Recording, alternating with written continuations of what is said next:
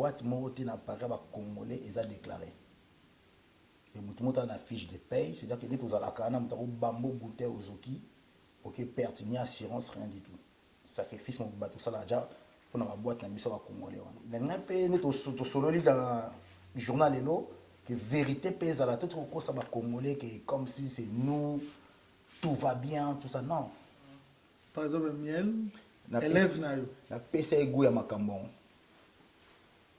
et puis il y a yo kangana na chez bango il y a ska vanda bazo ka kenon ya un pur au jazara on a kana pareil té na ba Afrique na ba ska ba kutati pendant le jour en fait ils ont toujours à deux salles mon ko beta likolo mon ko beta na se mais c'était prévu pour famille balé ba beta likolo mon ko na se mon ko na abanga ya ba chaleur abanga affrontement makambo ya quitté jour. Mais sinon, je suis, pour le moment, je suis à bord et je suis le DJ titulaire à bord. On a bon mis balai. Au magasin, où est Razan a battu na bimisa. Qu'on fait na battu na bimisa. On a bon mis balai. Banana. Banana. On a un peu fier na bon ma casse.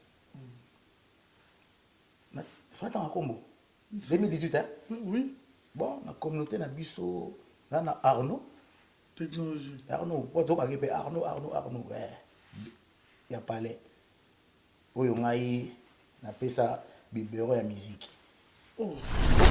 Sponsor officiel, BM Hotel. BM Hotel à Kinshasa, ouverte 24 heures sur 24. BM Hotel vous offre un séjour de qualité, de chambres à tarifs abordables, une salle de fête, un espace de tente, un personnel à l'écoute de vos besoins. BM Hotel se situe sur l'avenue de la République numéro 3, référence Meizaf Bandal Sinkin, commune de Bandalongwa, Kinshasa, RDC. BM Hotel pour de nuits de qualité.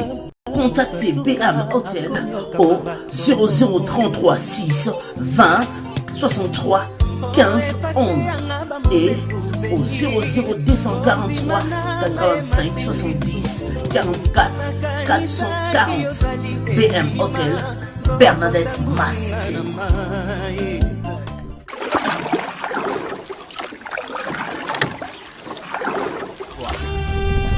Cette émission est sponsorisée par Papy Leroy, carte illimitée. Bienvenue dans cette émission La Vraie Source. La Vraie Source qui a le réel plaisir aujourd'hui de vous informer et de vous divertir en même temps. On s'est lancé dans cette aventure, on s'est dit, essayons quand même. Essayons quand même parce que Ndeto Bandara, idéologie en gros, c'est très important par rapport à ces concepts. C'est vrai, ils nous font danser. C'est vrai, des fois on passe des très bons moments grâce à cette musique, mais il y a quand même des gens où se retrouvent à un événement où babetaka musique wana.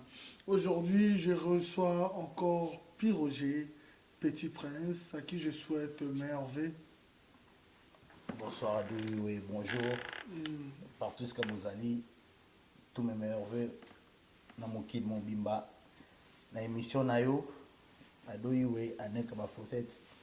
Bonne année à vous. Ok, voilà, Piroger Petit Prince, de vrai nom. Ah, mon vrai prénom, c'est Piroger. Petit Prince, c'est ça, où il y a public et Pessara. Théoko aussi. Oh, non, non, ça, oui. 2018, tout ça là est fort. 2018, tout ça là sincère. Piroger, nom de scène, ton dimi. Prénom, prénom de la mère. Ah, Piroger. Prénom, maman, na papa, va ça comme Piroger. Qui signifie? La recherche, Roger, la recherche, Pirogette, ils ont tout ce qui est lumière. Éclairage, étoiles, soleil, lampe. Ah, donc on nous Pirogette. Et Pirogette, en français, ça, tout ce qui représente éclairage. Parce que Piroger, on a ça, la recherche, c'est pas un combo, signification combo dans un combo dans lumière. T'as perdu tes parents, vous avez moi amitié? J'ai perdu mes parents à l'âge peut-être il y a 4 ans, à 9 ans. Papa n'a à 4 ans, maman n'a à 9 ans. Okay. Mais quand on a ça, la recherche dans un moko par rapport à Kombana. On a trouvé que comment les avaient dans le sens où on a zalelo. Ok. Voilà, Piroger, Petit Prince. Pourquoi Petit Prince? Ils ont Le un combo. petit poisson deviendra grand. Ah, non, moi, on dirait, on a commandé, moi, Roi. roi. Ndema Cameroun, ils ont kende. Ça commence bien. Ça commence bien. DJ, signification DJ. DJ signification, on les a monté à Pesaka, à amuser la population. Ils ont botami après la Deuxième Guerre mondiale. Parce qu'avant, tout le monde a mis colo, pas zéro, on vivre toujours dans l'époque de la Deuxième Guerre mondiale. Bien. Ouais, les Congolais. Ok. Nous avons vu l'époque de la Deuxième Guerre mondiale, ils allaient qui non, l'orchestre, ils ont bêta. Au mis samedi soir, accompagné de mina, madame, tout ça, ok, bina, musique et orchestre. Mais DJ Oya après, à la base, DJ c'était un mec, Oyo, à sa animation dans le micro. Il faut bêta la musique qui était. Base dans le monde. En même temps, on a bêta la musique dans les années 60, 78, si on a poussé là. On les appelle maintenant les disques jockeys, c'est-à-dire qu'on a passé musique, on a disque, en même temps, tu fais des animations micro. Et ce monde-là, c'est un monde qui DJing. C'est quelque chose qui est né en Allemagne. Les habitants ont inventé, ils sont noireté, ni les Français, c'est un Allemand, ils ont un monde où on a DJ. Ok, ça fait combien d'années déjà tu évolues dans ce métier? Ça fait depuis 2004. Depuis 2004, je suis là. Et c'est un monde, je ne sais pas si je me suis retrouvé là par hasard ou pas, mais fait tonton, tantine. Vous avez passé quelques sons et ça arrive que ça plaît à certains bateaux dans la salle. Le lot c'est un bêta CP, le bêti CP jusqu'à ce que au moment où on a que ah, ma salle réseau CP ça bateau. On va un peu plus. Pour nous avoir comme métier dans la vie. Et c'est ce que moi je fais. Le lieu comme métier dans la vie. C'est vrai, Piroger, Petit Prince, total a dit tout de suite sur quelle mission au confirmer les bisous comme King, total a confirmé les bisous. C'est vrai pour t'honorer, ton bengo bongo, mais total un peu juste que par rapport à la science, il y a une question, si on pourra quand même admettre ces noms.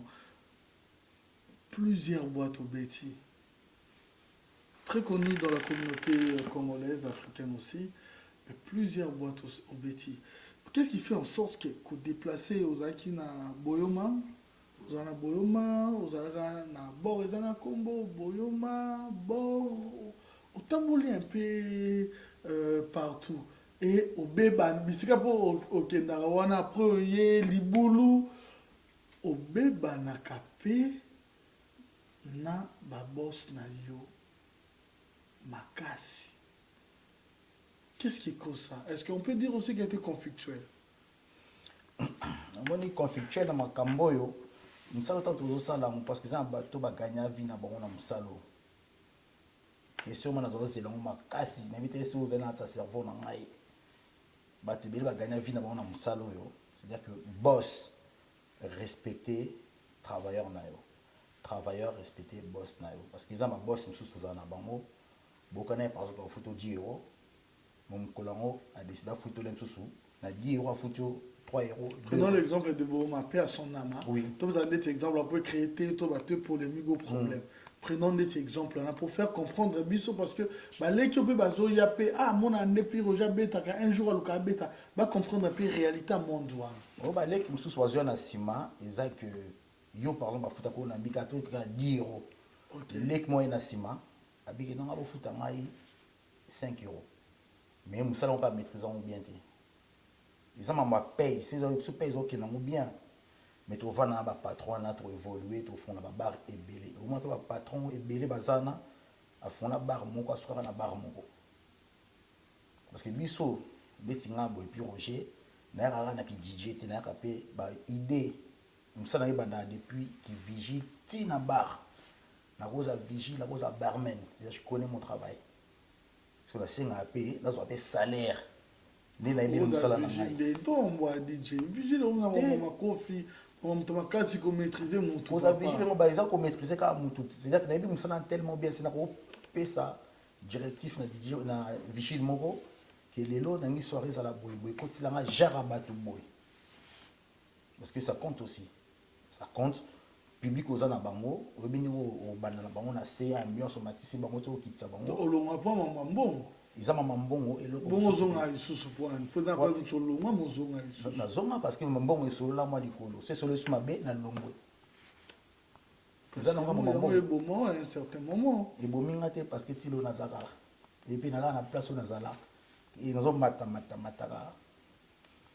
donc te bominga to ba ya ba kuta.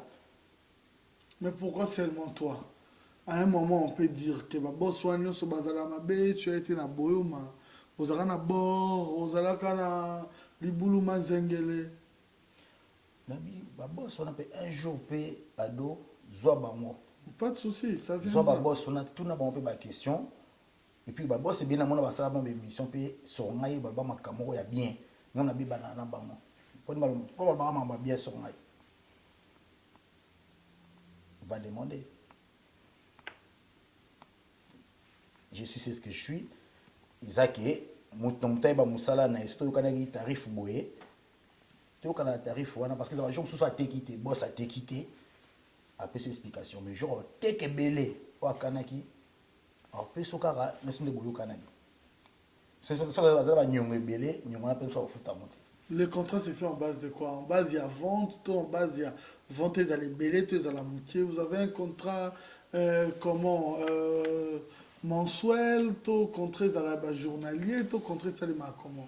Alors mon public ba batu parce que ils ont un public comme surtout senga bon ah yo boula la gagner combien ah yo na mon a compte gagner ba 1000 euros ba 1500 na soirée musika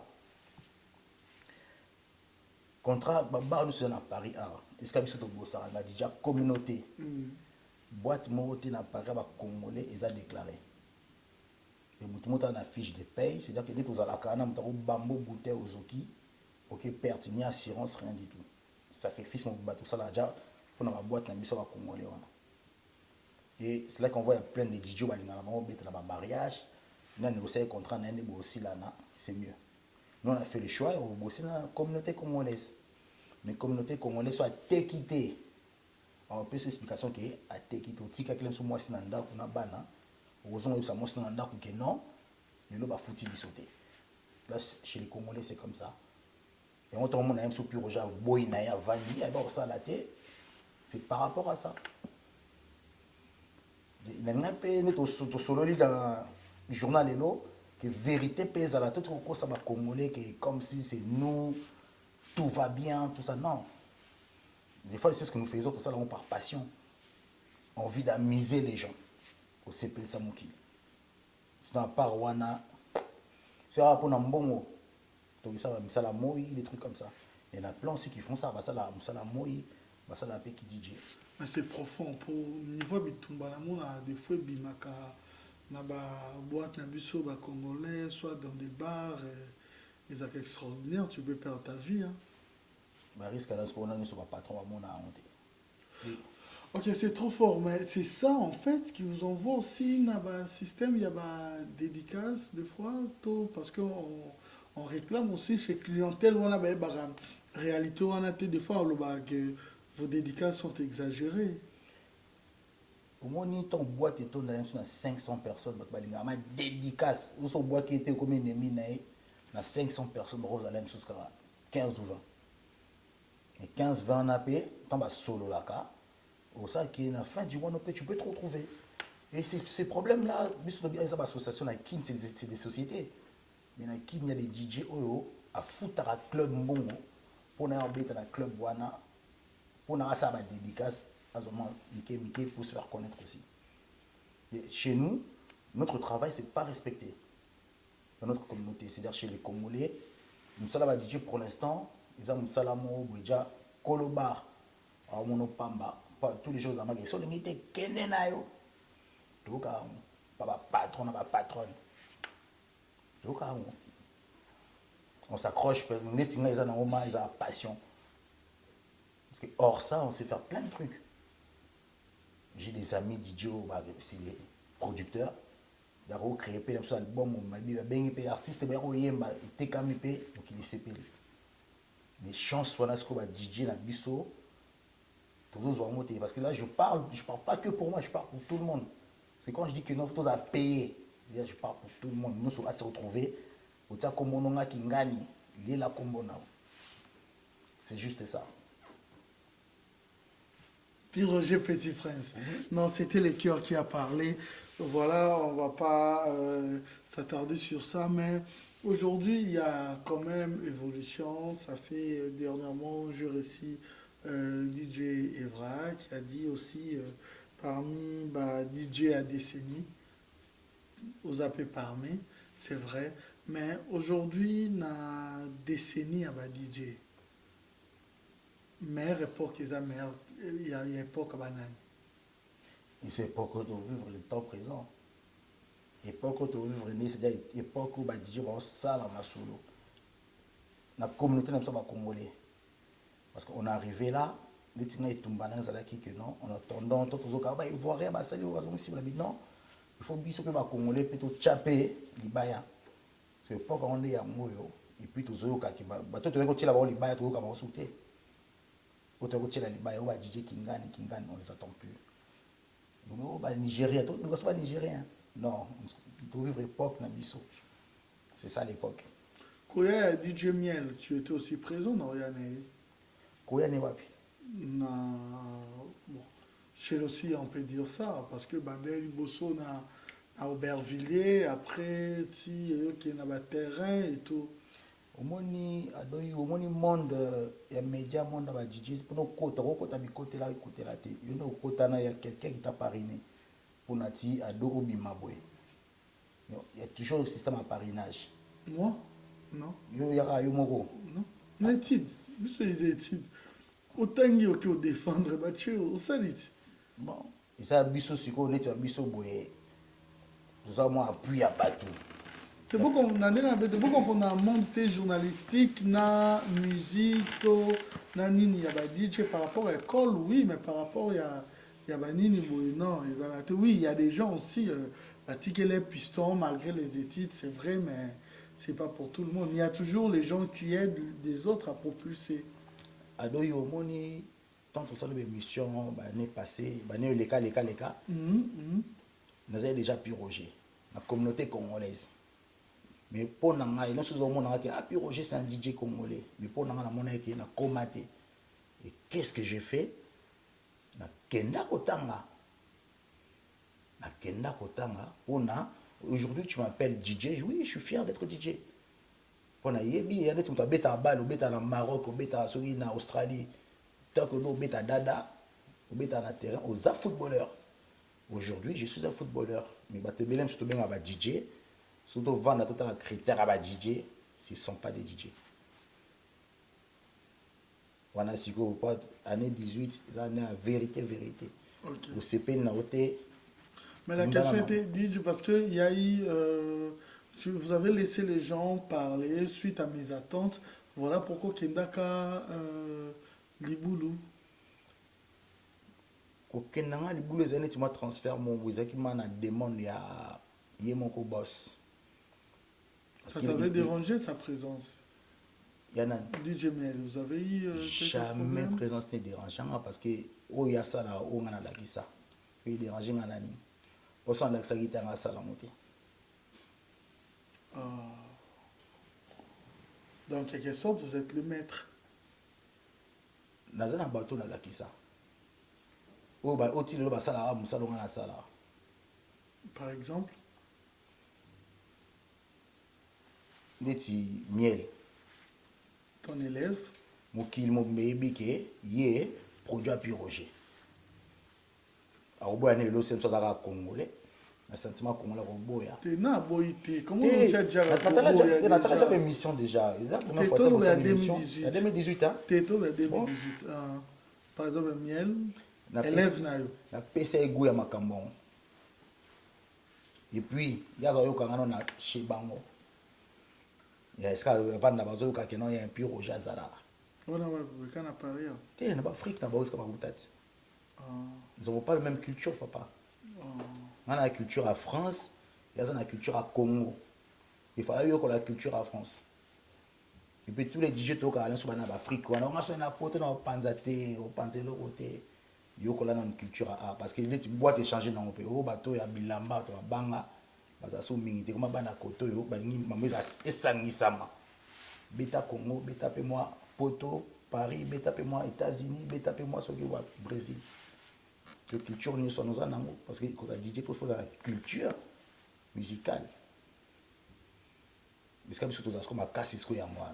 À part les élèves, ni sous. Bateau, élève.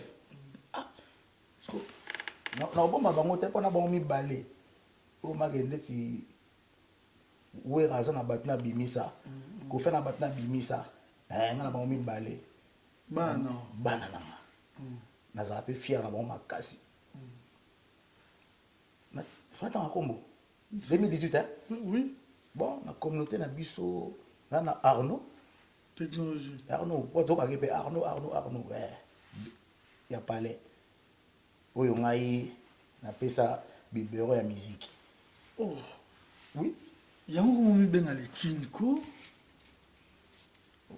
Ado non c'est plan mingi comment ça aussi ici que ça la lème sous nanga na ba master mususu aux appelle à vie à public.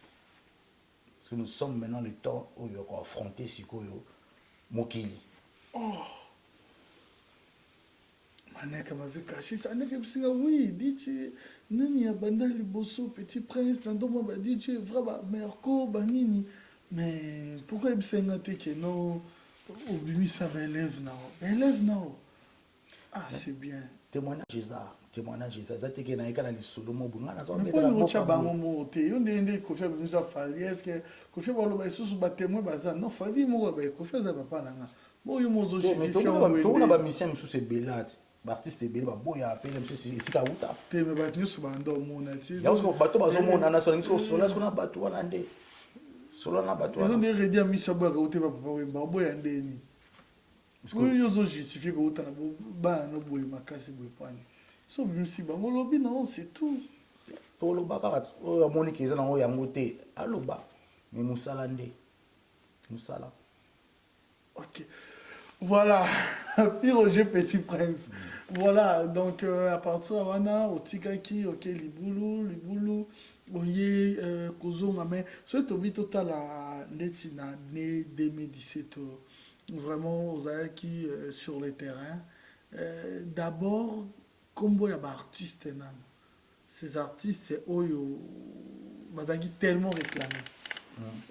Que Blue a raté. Après, quels sont les titres de chansons, mais d'abord les artistes. Adoyo, moni, il y a un truc aussi, il faut que l'artiste nabiso ba congolais va féliciter sur la DJ il y a France. Parce qu'on dit Paris c'est la mode, nous sommes joue quelque chose, Belgique causois, Londres causois, Canada tout ça va causois parce que Paris est à septembre.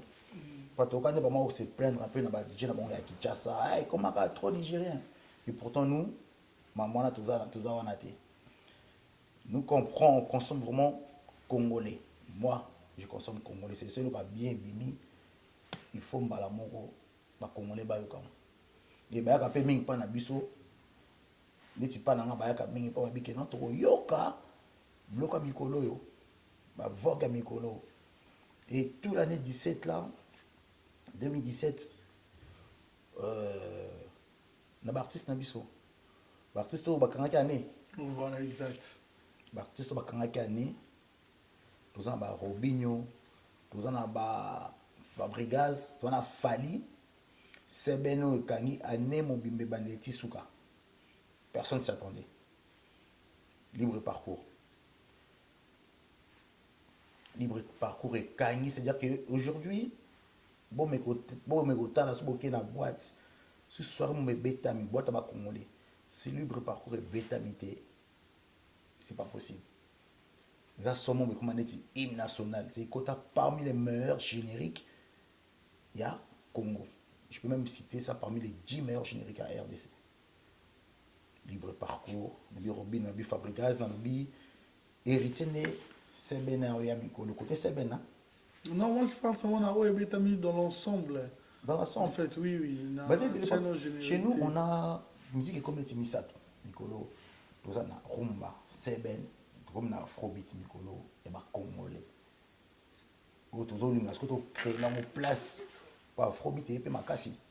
Tout le monde a créé là en place parce qu'afrobeat, fallait bon, ferré bon, afrobeat parce que ferré. Et maintenant, ça en brille. Oui. On a tout dit bien, artiste Oyo. Oyo, Betio, Yo Yebiche. Et là, on a beaucoup de gens qui sont yango te parce que ekosimba te na boîte, tata ba étranger ba yaki. Ata étranger ba yaki kozanga te na tangelo fali Robinho Fabregas Ok. héritier na seben na rumba parce que musique il faut pas différencier peu musique parce que musique est belé faut pas différencier peu bateau et ferré rumba na ya jugement et beti paneo et beti makasi et tous ces artistes là c'est bon dans la génération ben bango new school Nicolas Sika après Kofi Niatakans et Betty Wera Zenga Luketo et Betty Sebena Wera et Betty et Alidor Yarumba et Betty est-ce que ça va bloquer les amatés et fallait Ninja wana jeudi soir mannequin c'est album mon boto zelaté et bimisi ma papou et bimisi ba branche belé Bah, c'est un Bakiti. Pour 2015-2016, en tout cas, bah, bêta qui quand même dans l'ensemble, que nous disons bonnet, tu as 3-4 dans la boîte, mais l'autre bêta soit qu'à manque, soit ton bêta sousté. on dirait à dos ça fait un moment on dirait musique les mêmes bateaux ka bazo bêta ils les mêmes bateaux chaque année ka bango ka Mout a bimi dans les néants comme ça à Eba Betty parce que depuis 2015 le bêta Robinho 2015 si on a 2018 le mec il est là Fabregas le bêta qui est avant si tu comme Siko Azawana et bata sikanon ba quotité à part un sous ba afrobeat quoi ba UPA ba nini à part ba jeune ba misaba mike mais pour l'instant muta sikamonte ba ya koti bango na katikati ka umeli tout ça non il n'y en a pas. Mais on s'est dit d'être sincère. Je ne sais pas si tu avais quitté ou pas. Vous avez parlé, Nabandeko, Bazo évolué, mais qu'est-ce qui a fait en sorte que, à un moment, on a vu plus, quand on a même boîte aux allées qui évolué, je ne sais pas qui, au C6 Fonda, qui de toi-même, mais on a vu plus DJ Miel et Arnaud Technologie. Après, même actuellement, nous voyons plus DJ Miel. Tandis que toi aussi, tu bosses là-bas. Actuellement, tu es sûr, ça fait longtemps que j'ai été. Bon, comme il est colossé, voilà. Ah, il est colossé, parce que le jour où il y a quelque chose qui est assez, quand il est colossé. Le jour où il y a qui. Pendant les fêtes, la fête, il y a linéaire. Pendant le jour de la fête, il y a toujours deux salles.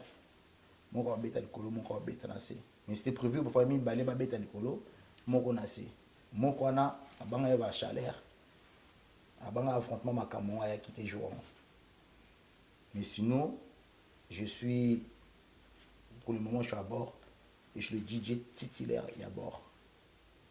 Pendant que dans la zone, je vais aller à Pemaka. Tu es aussi le cas de Mambo. Tu es à Pemaka. Je vais aller à Pemaka. Autant qu'on zone à Babak Saradisous, autant qu'on peut mettre sur pied sous Babak, tu es sûr. Dans la zone à Babak Sarah. C'est ça qui fait Nazala ou Nazali. Quand on a payé les amas qui soirée va monter à demi bouteille, champagne était comme à sauter. Pendant qu'on a yaka les amas qui va tout à champagne avec mon bima. Pendant qu'on a peine à bateau yo va consommer. Ou à ça vendre la musique à plus Roger, à se retrouver. Est-ce qu'on vous accuse aussi des fois de négliger la musique congolaise? C'est vrai, toi, et moi, beaucoup ma place, nous sentir que au continent rythme la musique, nous sommes les afrobeat, nous sentir que bah tout vraiment baza plus la piste et tout le rôle à 9-3 ils aura plus sur la congolais on dit au profit à Gabo pour émerger musique congolaise. On profite pour émerger musique congolaise et en même temps biso les ma culture comme j'ai dit. Okay. Culture na biso que nous sommes mélangés, nous avons des amis maliens, des amis français, tous appellent amis américains, nous sommes vraiment mélangés. Il faut tous séparer ça, notre culture ici en France, les amis ça au pays laïque. Soirée, Congolais. Même au Congo, ça ne se passe pas comme ça. Parce qu'au point où on est en étranger, on va faire ça. Parce qu'au final, ça va t'ennuyer. Parce que tant que radio, YouTube, tout ça, au moins on a la musique étrangère, on fait des bandes. Parce qu'aucun boîte, on a Congolais, mais papa, soit billet qui est Congo, même la Congo, côté des terrasses, des fois, on a musique à Congo. La Congo, à côté de la barre, on a musique à Congo, on a 60, 30% sur 100%, 30% à Pamba. Mais nous, l'effort que nous faisons ici, quand même, il y a qu'on soit meilleur, bateau bien. Qu'on y ça on peut bateau awa. Mais sans oublier que on a des jeunes, à Poto, NASA, Black, Niska, c'est des Congolais. Ils aimeraient bien aussi qu'il y a Côte d'Ivoire, tu peux occuper son les autres, pas frère, mais. C'est pas un peu mingi pas biso. Non, ces jeunes-là, avant, parce que ils se sentaient un peu. Il vaut les coques, tant d'autres aussi. Non, parce que biso, il faut le bon, la vérité. Parce que à part qu'on se sentir biso, tu sais, barata, maman noto, papa notaza handicapé, toi il faut ça quand même qu'à fier, mais nous passons des moments trop durs au Congo. Il y a la surtout quand on a genre la phrase que le médiocrité. Dans beaucoup de choses aussi, c'est vrai, mais quand même, bateau bazo primé, quand même dans Rambouana, tout quand même Bazali pouvait faire exception, mais des fois on peut boire que ça rappelle. Vous voyez que biso aux États-Unis, quand on a communauté na biso, on a pire gens, et puis on est fier de lui. Ayeban père la communauté na biso, il est aussi devenu une star. C'est aussi ça, tout préfère tout quand on a Fali, na biso Kofi et tant d'autres que peut-être tout s'est lancé na bango des fois et on retrouve d'autres choses les Arabiens. Là vraiment c'est la voix de Congolais, c'est vrai. Tu sais, et puis ils sont conscients, la preuve ils ne sont pas rejetés, mais même toi Kinshasa, au monde il y a certains bâtiments à l'Andabango, pourquoi pas tous les Congolais? Parce que communiquer na bateau comme la bango directement. Est-ce que l'influence de polémique dans nos émissions chez les artistes, est-ce que ça joue aussi un rôle de ta musique dans la boîte? Exemple, on voit aujourd'hui Ferré, Kofi, des problèmes. Est-ce que ces influences, c'est ma polémique ou ça rabaisse tout et matza bango? Franchement, influence wana et rabaisse bango ma kasi. Et matza bango est l'autre côté. Parce que moi, j'aurais même plus préféré, moi, je ne suis pas dans l'émission, je suis dans bongo, la katia musique. C'est-à-dire que, moi, tout le monde, pour répondre à la habilité, répondre à la katia musique. Et je pense que ça se passait comme ça à l'époque.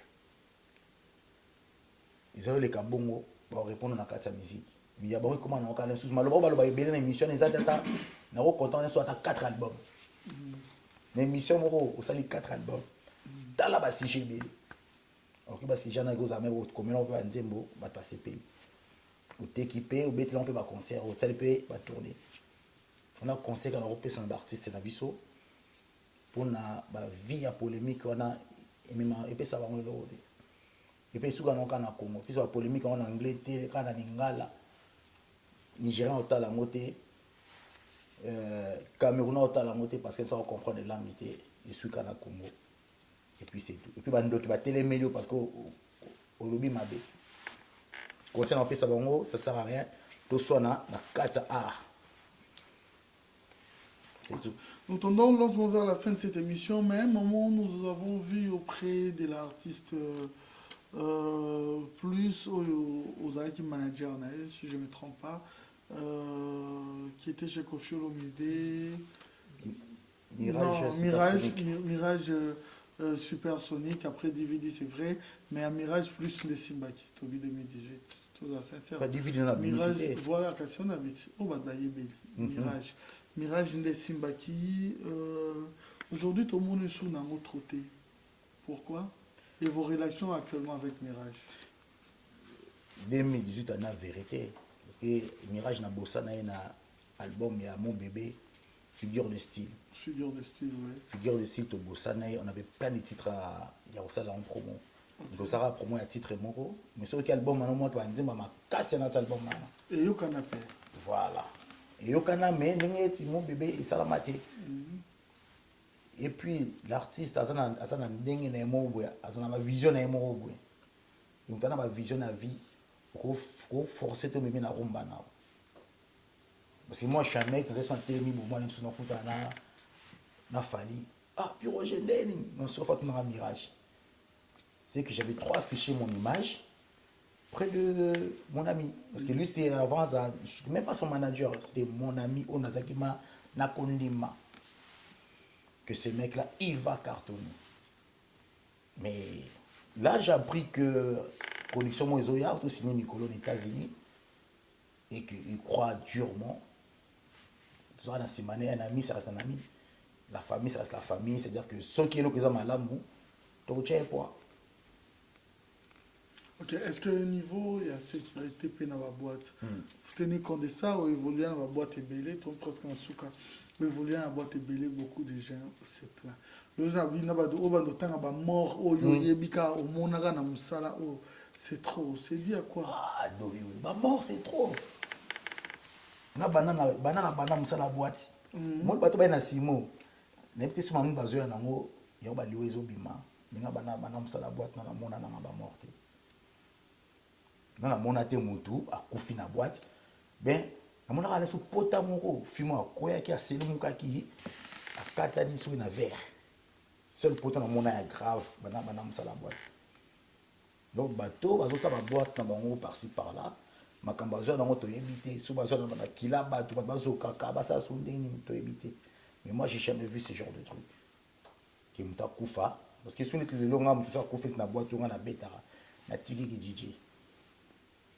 Pour le moment, on a des bêtes dans la tête, on a des bêtes dans la tête.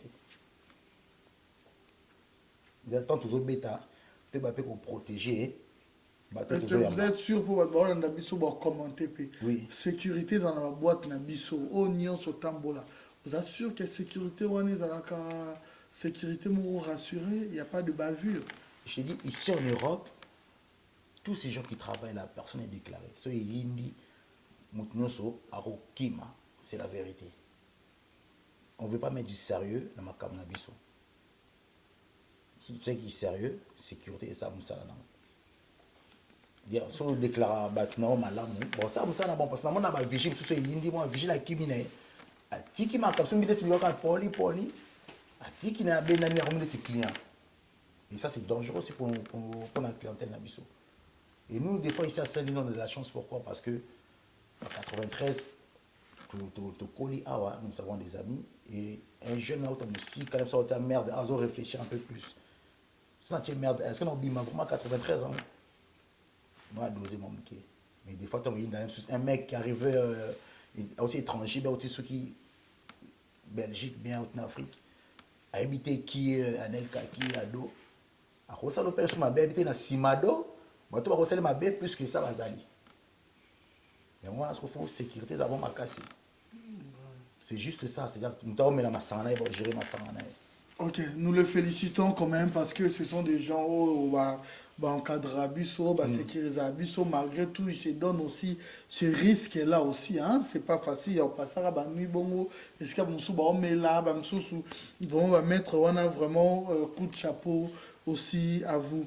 Voilà, nous tournons vers la fin 2018. Puis Roger Petit Prince nous confirme toujours la 9-3 au Batman en plus ça combat bord 9-3 bord et Zara combo. Voilà, on vous retrouve là-bas chaque vendredi, samedi, dimanche. Là c'est chaque vendredi, samedi. Et vendredi nous faisons des soirées, tout est permis. Ok. Et tout est permis dans les soirées, nous sommes que on y a nos jeans, basket na yo. Du jour on a bina sans charisme. Pour samedi nous allons qui talk balni charisme bela ko binate.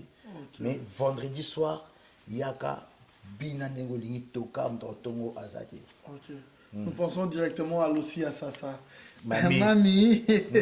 Lucia Sassa et puis Roger Bande peut les bandas pour des événements, pour des soirées, pour des anniversaires, mariages. Oui, ça m'arrive de sortir tout ça. Mais dans le sous minité parce que ils auront tout plus que autre chose.